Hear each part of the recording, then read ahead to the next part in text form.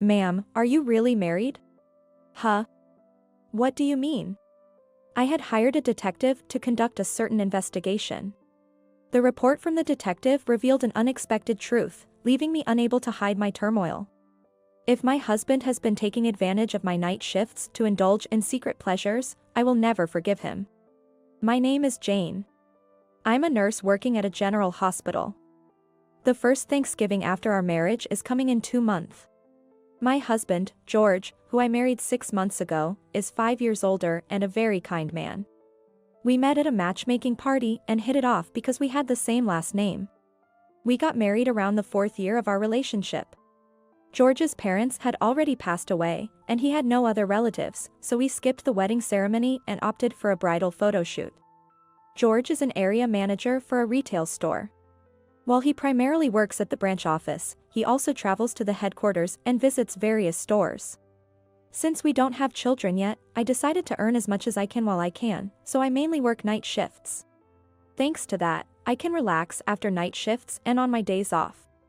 And I think I have more days off than other professions since one night shift counts as 2 days of work. George's work schedule didn't have fixed days off, so he often managed to align his days off with mine. We enjoy our newlywed life by going on short trips and dating.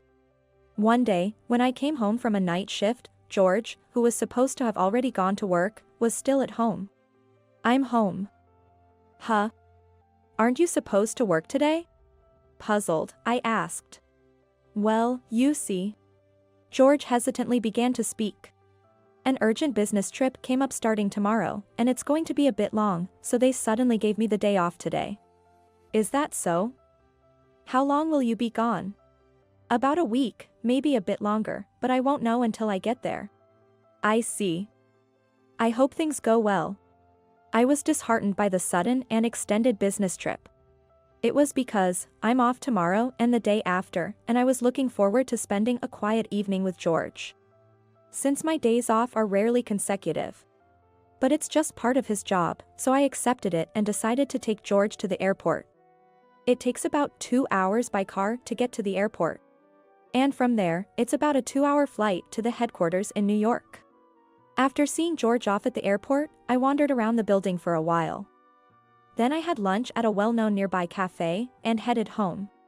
Exhausted, I lay down on the sofa and found an unfamiliar envelope under the table. It would be trouble if it were something George forgot to take on his business trip. While feeling a bit guilty, I checked inside. Inside, there were photos of George with an unfamiliar woman and a little girl, probably around 5 years old. The album contained several photos of the girl in front of a kindergarten, smiling innocently. What is this? My mind went completely blank. Could it be an affair? And with a single mother, of all things. Unforgivable. An affair. With that thought, I found myself unconsciously calling George's company. After identifying myself as an acquaintance of George. Making up a reason, I inquired if he had gone on a business trip. Only to be told that he had taken leave for bereavement. Moreover, I was informed that the company hardly ever sends employees on trips from the branch to the headquarters.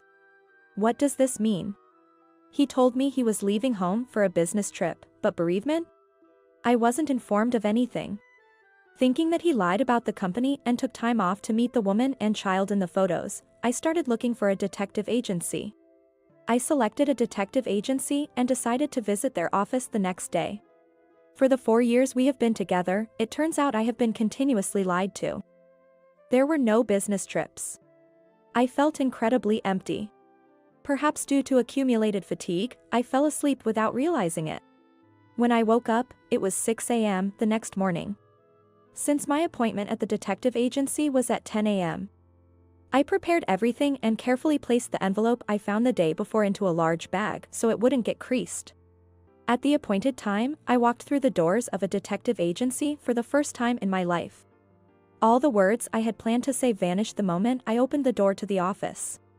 The person waiting at the detective agency was a man in his mid-20s, dressed casually like a student.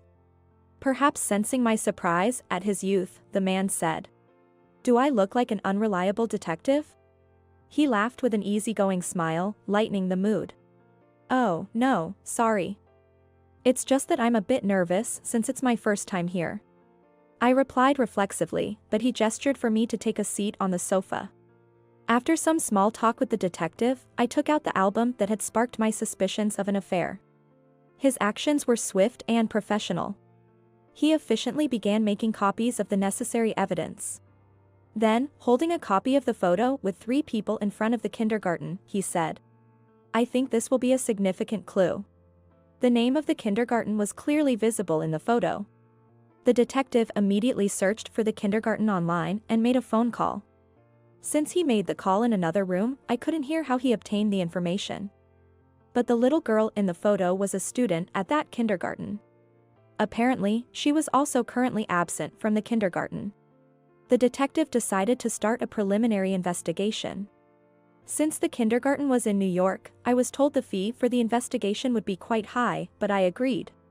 Actually, I have been interested in stocks and FX trading for a while and have been studying about it. When I started working, I began investing part of my monthly salary and had made some earnings, so I decided to use that for the investigation. The detective will have to fly into New York and it's uncertain how many days it will take to gather evidence. But being lied to by George is the greatest humiliation for me. I am determined to obtain evidence at all costs. That determination is what's driving me. The detective seemed to think that the girl would likely attend kindergarten again once George returned. From the next day on, I went about my work as usual. Of course, I carefully returned the envelope to its original place. Then, I received a call from George, who had initially said he would be gone for a week. "Sorry, my business trip got extended by 3 days. I'll be back on Sunday." As planned, I contacted the detective on the day George returned home. The detective was eager and ready to go.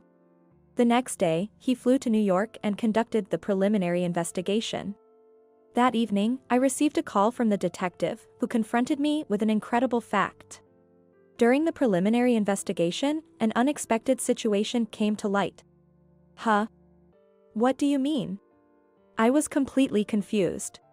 "First of all, I'll be returning tomorrow, so do you have time to meet?" "Yes, as soon as possible," I replied and headed straight to the office after my night shift the next day. Was it really an affair? As I asked, the detective seemed hesitant to speak. "No, it seems to be a more serious matter than that." The detective looked so serious that I was at a loss for words. "First, it's true that your husband took leave for bereavement and was absent from his company. But, are you really married to George?" "Huh? What do you mean?" "We officially got married 6 months ago. Actually, when I followed the 2 of them from the kindergarten to their home, the neighbors said that he relocated here 4 years ago alone for work, returning to New York only a few times a year. It seems he stayed in New York for about a week for the funeral of his wife's grandmother." "That can't be." I was speechless. "Since you and George originally had the same last name, I can't say anything for sure at this stage. But I recommend you check at the county clerk's office." Taking the detective's advice, I thanked him and went straight to the clerk's office. There, I asked for a copy of our marriage license. They told me there was no record of my marriage. No way. This must be a mistake. I got married 6 months ago. Confused, I raised my voice to the female staff at the counter. She also seemed troubled and said, "Even if you say so, we still can't find any record of marriage." Yet, I insisted and pleaded. "Please check again. My husband's name is George. Please." The clerk, looking truly sorry, kept apologizing to me. I was nearly in tears. Confused, I remembered about the day we submitted our marriage registration. I was supposed to work that day, but George insisted on submitting the marriage registration alone on a lucky day, and went on his own to the clerk's office. I never imagined that the marriage registration had not been submitted. After shedding tears, my emotions gradually settled. I apologized and left the office. As I headed home exhausted from my night shift, I thought about the many things that had happened. As I sat on the sofa contemplating what to do next, I must have fallen asleep. When I woke up, George was there, preparing dinner. Seeing him like that, I was reminded of the woman and the girl in the photos. I was furious at being deceived, but realizing that losing my composure would solve nothing, I managed to control my emotions. From that day on, I kept a smile on my face in front of George. About a week had passed since my visit to the clerk's office. I wondered if there was any way to find out about George's legal wife from his phone or surroundings. George was prone to forgetting things, and it seemed that he had accidentally left his phone at home that day. I had the day off, so I thought about returning it to him, but decided to check it out first. Normally, it's not right to look through someone else's phone without permission, but I couldn't afford such considerations under the circumstances. Believing that my mental state couldn't withstand this situation much longer, I felt I had no choice. Since George occasionally said his PIN code aloud while unlocking his phone, getting past the code was easy. From there, I found the contact details for the woman whose icon photo was of the girl from the photos. I immediately called this woman. On the third ring, "Hello? Who is this?" I heard the calm and refined voice of a woman. I said, "Are you George's wife?" The woman's tone, previously elegant, turned perplexed. "Yes, I am. But who are you?" I met George while he was on a work assignment, and it's hard to say this, but we're currently living together. So there really is another woman over there. I understand.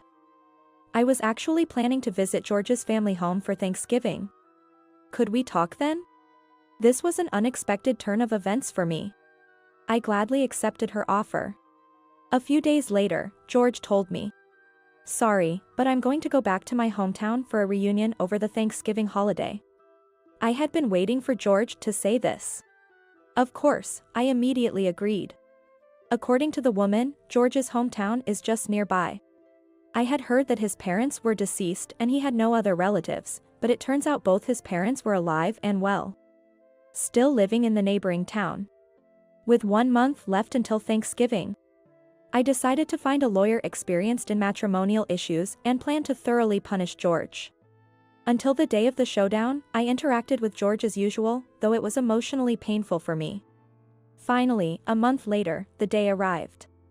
I told George the first had a night shift starting the evening before Thanksgiving Day. "Then, take care and have fun," I said with a smile as I left the house. Of course, I had already explained the situation to my workplace and taken leave for 4 days.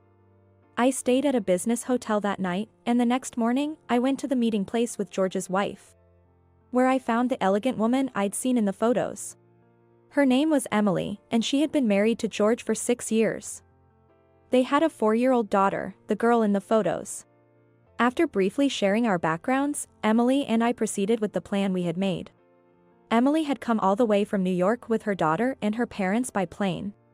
Since it wasn't a conversation for young child to hear, her daughter was with Emily's mother at the hotel. Along with Emily's father, we headed to George's parents' house. Emily had already informed George's parents about the situation, and I was surprised to be met with deep apologies from them upon seeing me. Then, the evening of Thanksgiving Day, George arrived promptly and opened the living room door of his parents' house. "I'm home. Welcome back." The one greeting George with a smile wasn't his parents or Emily, but me. Seeing me, the color drained from George's face. "Why are you here?" Shocked, George faced me as I said, "What's all this? Weren't you married to me?" I replied with a calm smile. "No, this is." George stood there, pale and unable to move. Then Emily, her father, and George's parents all appeared, completing the group. Everyone glared at George. Emily quietly began to speak. "What is this, George? You were assigned to work here, but we had just had a child and needed my parents' support, so I asked you to come alone. But then to have an affair and now bigamy." Emily was so calm her words sent a chill down my spine. I was truly grateful to have her as an ally in this situation. I too piled on, unleashing a torrent of words. "George, so every time you said you were on a business trip, you've been meeting your family. Why did you even approach me if you were married? Thought you could deceive me? This is marriage fraud. You're such a scum. And when I inquired about your business trips at your company, they said you hardly ever have any. You have such a beautiful wife and adorable daughter, what were you thinking? I was such a fool to believe you. Faced with accusations from both of us, George let out a sigh and then, unexpectedly, started to laugh. I wonder how you found out. I enjoyed my double life, especially since you were the perfect match. It was easy to deceive you since we shared the same surname, and with you mostly working night shifts, I had plenty of freedom. George's mother said she couldn't believe it and landed a punch on his face. I looked up at George and said, "That's right. You had 3 other women besides me, didn't you?" I confronted him with the evidence photos. Panicked, George retorted, "What's this? Are you a stalker? I'll sue you." His response was incoherent. "This is the evidence gathered by a detective because I suspected you of having affairs. Emily and I will sue you for this." As I spoke firmly, George suddenly began to prostrate himself and profusely apologize to us. "Sorry, please, anything but that. I'll continue the relationship with both of you, just spare me the lawsuit." He cried out in desperation. It was appalling to hear, and upon inquiry, it turned out he had no money due to overspending on his other affairs. "That's none of my concern. I say. I don't even want to speak to you anymore. We'll discuss this through lawyers from now on." Leaving those words behind, I left George's family home. Subsequently, through legal proceedings, we sought compensation for the quasi-bigamous situation. I am grateful to the lawyer for ensuring a substantial settlement. Feeling sorry for Emily, I offered her some compensation, which she declined. Instead, she thanked me for providing such conclusive evidence, and we became friends. According to Emily, she received settlements from George's other girlfriends and separated from him. She ensured she had received proper assets and child support. Furthermore, one of George's affairs was with a coworker, leading to his demotion and reassignment to a subsidiary company. There, George is reportedly being overworked by younger employees and cries every day. However, he can't quit his job due to the obligation to pay the settlements and child support. Meanwhile, I moved out of the house we shared, renting a perfectly sized apartment for myself and leading a comfortable life. I visit New York a few times a year, maintaining my friendship with Emily and her daughter. My name is Nancy. I'm a 32-year-old, stay-at-home mom. My husband, Michael, is 34 and a very ordinary office worker. We've been married for 8 years, and we have a precious daughter, Lily. Our 6-year-old daughter is so adorable that both my husband and I are absolutely smitten with her. I have an older sister, Harper, who is 3 years my senior. Harper, who just turned 35, became a single mother after divorcing, due to what they called irreconcilable differences. Her son Alex is still young, only 4 years old. One day, my sister and I planned to take our kids to the zoo. Unfortunately, I came down with a cold and had to stay in bed. When I reluctantly tried to cancel, my husband offered to take the day off work and go in my place, not wanting the kids to be disappointed. Even though the kids were with them, it would be just my husband and my sister together. But who would suspect any issues between a brother-in-law and sister-in-law? Then, on another day, I was walking through the shopping district on my way back from shopping when I happened to see my husband and sister together in a cafe. I wondered why they were together. But with my daughter's after-school return time approaching, I went home despite my curiosity. That night, when I asked my husband upon his return, he nonchalantly explained, it started raining while we were chatting. So we just ducked into the cafe to wait it out, without showing any signs of being flustered. So, at the time, I believed him. But since that day, my husband began coming home late more frequently. Furthermore, he started asking for more allowance. And then, he began going out more on weekends. Whenever my sister came over, they seemed closer than before. Suspicious, isn't it? But still, I trusted them. My husband continued to dote on our daughter, and our relationship seemed just as good as ever. But maybe I was the only one who thought everything was fine. Yes, I was about to be painfully enlightened by an upcoming incident. It happened when my sister came over as usual. I've been invited on a trip by a friend. I hate to ask, but could you look after Alex for about a week, she said. For a whole week?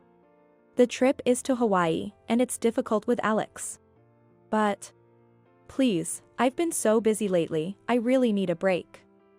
I'll bring you back something nice, I promise. My sister pleaded with me, on her knees. I suppose she's had a tough time since the divorce. My parents and I have tried to help, but raising a child alone must be incredibly hard. So, I agreed, thinking she deserved a break. As the day of my sister's Hawaii trip approached. My business trip will keep me away for a while, my husband announced. He would be traveling to several locations, so it would take a few days. I thought it sounded tough, but I was shocked when I heard the departure date. It was the same as my sister's trip to Hawaii. Could this really be a coincidence?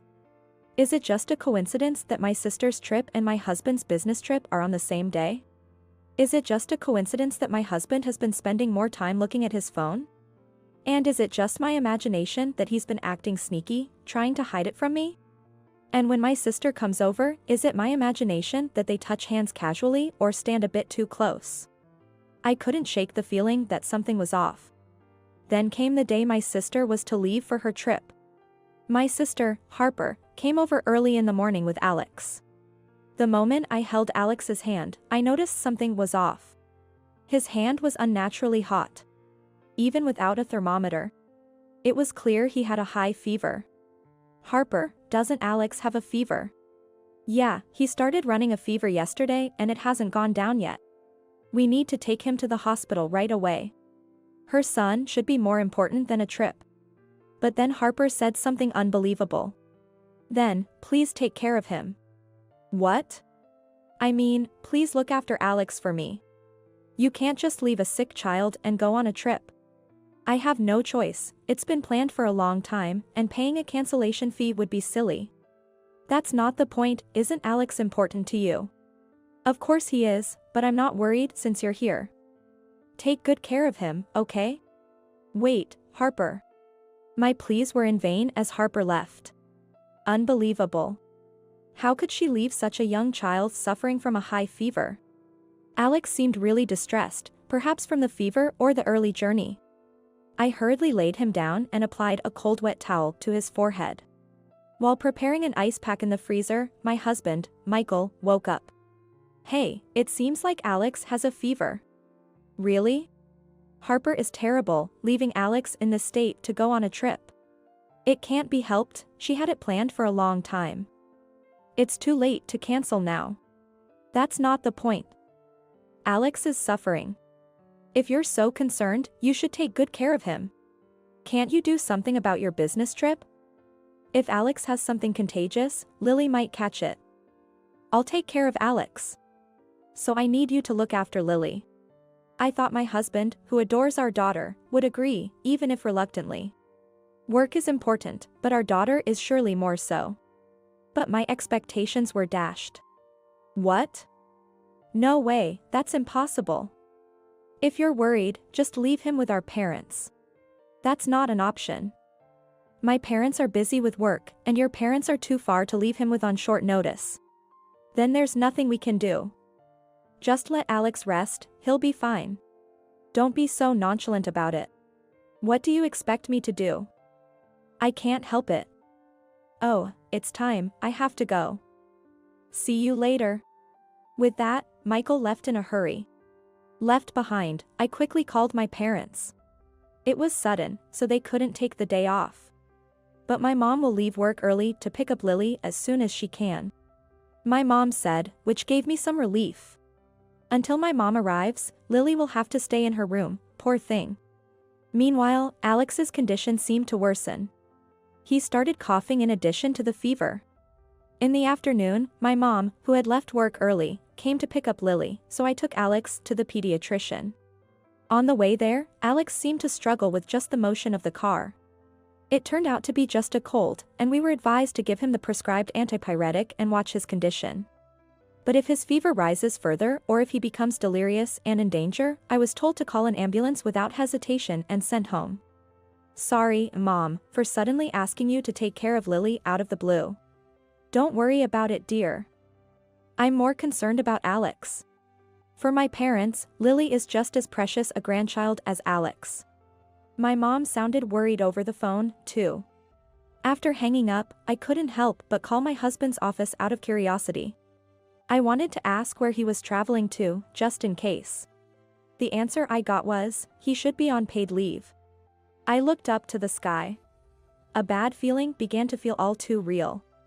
I opened my husband's laptop. I had never looked at his personal one before, but I immediately found out where he was headed by checking his browsing history. His destination was Hawaii. The plane tickets and hotel were all arranged by him. I recognized the name of that hotel. It was the same one my sister told me about. My sister and husband in Hawaii at the same time and at the same hotel. Such a coincidence is one in a million. The very fact that my husband, who said he was on a business trip, is in Hawaii on leave is an anomaly. Curiously, I checked my phone. I wanted to check my sister's social media. No new posts were made. But checking her recent ones. Although not clearly visible, it was apparent she was frequently with someone. The glimpses of clothing that occasionally appeared were all too familiar. My suspicion turned into conviction when I saw a photo that included a man's wristwatch. It was the one I had given to my husband. It wasn't expensive but was from a minor brand with a unique design. Another person wearing the same clothes and the same watch as my husband in my sister's photos. The likelihood of that was almost zero. Then, I found the conclusive photo. In a picture during window shopping, my sister was reflected in the glass. On the edge of that photo, another person was reflected in the glass. It was unmistakably my husband. My sister, oblivious to the fact that my husband was reflected in the glass, posted the photo. With trembling hands, I saved all the photos. There's no mistake. My sister and my husband are having an affair. Right now, they are together. Everything I had built up with my husband felt like it was crumbling all at once. I tried calling them both numerous times, but soon it went straight to voicemail. It seems they turned off their phones. Alex's fever still hasn't gone down. Watching his pained expression, anger started boiling inside me. Alex is suffering like this. And I'm in such a difficult situation. Meanwhile, my sister and husband are probably enjoying their trip to Hawaii, laughing together. Could there be a worse story? I'm shaking with anger. Thinking about what to do to them, but that's for later. First, I need to wait until Alex recovers. Even though I thought so, Alex's fever showed no sign of going down. On the contrary, it seemed to be rising even more. I was shocked when I took his temperature. 107.6 degrees Fahrenheit. Children tend to run high fevers. Lily has had fevers of 104 degrees Fahrenheit before, but never this high. Why isn't the fever reducer working? Alex was limp and seemed too weak to move without discomfort. What should I do? I desperately tried to suppress the panic rising within me due to the grave situation. I just have to call an ambulance, that's what I thought as I gripped my phone. Mommy. Alex muttered in a weak voice. He twisted his face in pain and called for his mother. I won't forgive them. I'll never forgive them. Just as I felt my vision turning red with anger. Alex's condition took a sudden turn for the worse. A week has passed since then. Contrary to my sorrow, it was a sunny day today. I stared blankly at the expansive blue sky. Tears started to spill out. I don't know how much I've cried already. Yet, my tears never seemed to dry up. Lily's hand, gripping mine, was trembling. My daughter was crying too. As I lifted her up, I could see my parents breaking down in tears over her trembling small shoulders. The other attendees, everyone was crying. Suddenly, my phone vibrated. I set Lily down and looked at the display, seeing my sister's name. Hello? Oh, Nancy? Long time no see.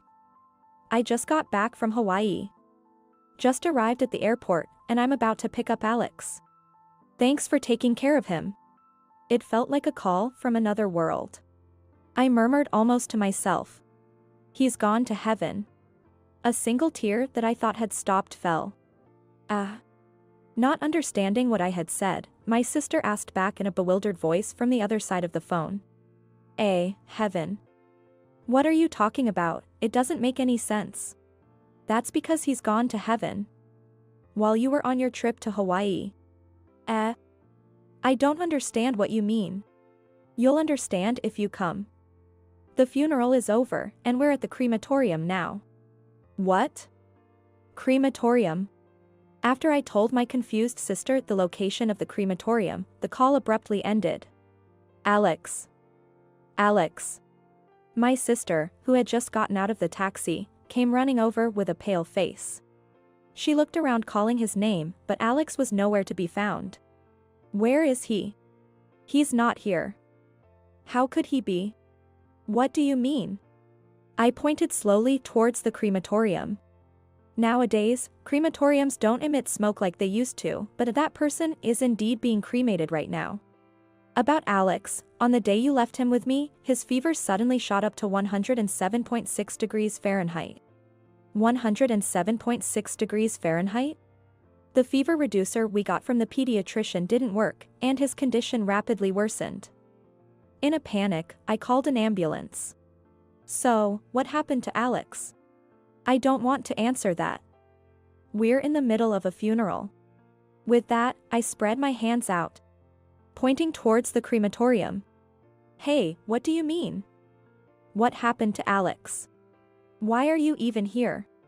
A person shouted in place of my speechless sister. That was my husband. Incredibly, he had the audacity to show up with my sister. How can you say that's not relevant right now? What about Alex? Of course, it's relevant. I shouted back, not to be outdone by my husband's voice. How dare you two go on a cheating trip, leaving your family behind? And with Alex running a fever.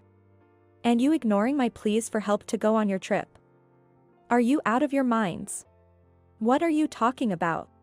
I already know everything. When I inquired at your office, they told me you were on leave. And when I checked the computer, I found reservations for a trip to Hawaii. Staying in the same hotel with my sister, on the same plane.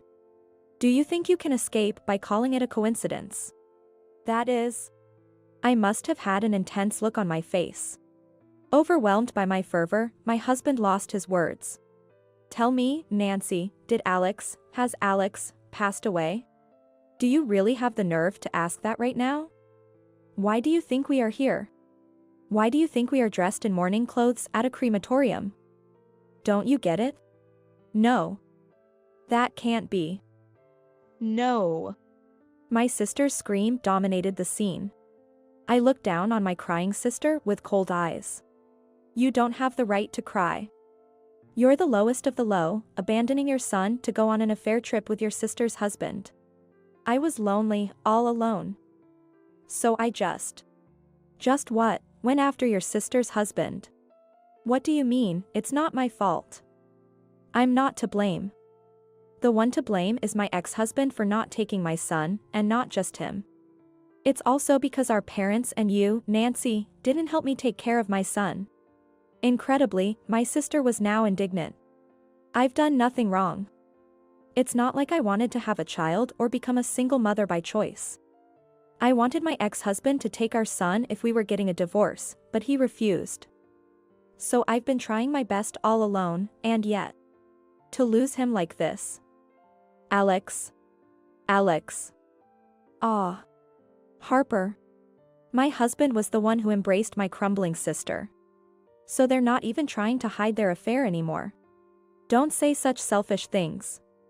Our parents and I have done everything we can to help. Leaving a child with a fever to go on an affair. There's no excuse for that. Not even realizing how despicable you are, you're the worst. Hey, Nancy, isn't that too harsh on your own sister? Harper is shocked from losing Alex. Shut up, you accomplice. Don't you dare act all high and mighty. Just so you know, I'm divorcing you. You better be prepared to pay for everything. What? That's a different issue altogether.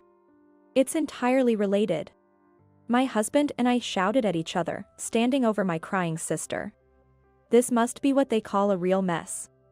Then our parents came closer to us. My sister, with tears streaming down her face, blamed our parents. Dad, Mom. Alex, why didn't you take better care of Alex? Why did Alex have to? Then, a sharp slap echoed. Don't be ridiculous. It was my father who slapped my sister's cheek. Abandoning your child and then blaming others for it. But. And to think you went on a trip with your sister's husband. You shameless thing. I'm ashamed to have raised you like this. At my father's words, my sister's cries grew even louder. I felt like punching my husband too. It was then when I glared at him that I heard it. Mommy. A small boy's voice. My sister turned around abruptly. There was. Alex? Alex was being held by a man. Alex. My sister stood up and ran towards them, but the man quickly moved Alex out of her reach. Hey. What are you doing, Scott? Scott, the man holding Alex. That was my sister's ex-husband. The very same person she divorced due to irreconcilable differences. That's my line. What are you doing abandoning Alex like this? That's none of your business. Alex is my son. He's my son too. You refused to give me custody, so I went along with the societal view that it's better for the mother to have it. But you never let me see him despite my repeated requests, and just as I feared, this happens. You don't deserve to be Alex's mother. Shut up. You just need to pay child support and keep quiet. I'd pay anything for Alex's sake. But you neglected him and went on your merry affair trip without a care in the world about how critical his condition was. That day, when Alex's condition suddenly worsened, I called an ambulance in a panic. While he was being treated at the hospital, I called my parents and Scott, Alex's father. Scott was shocked when I told him about my sister's affair trip with my husband.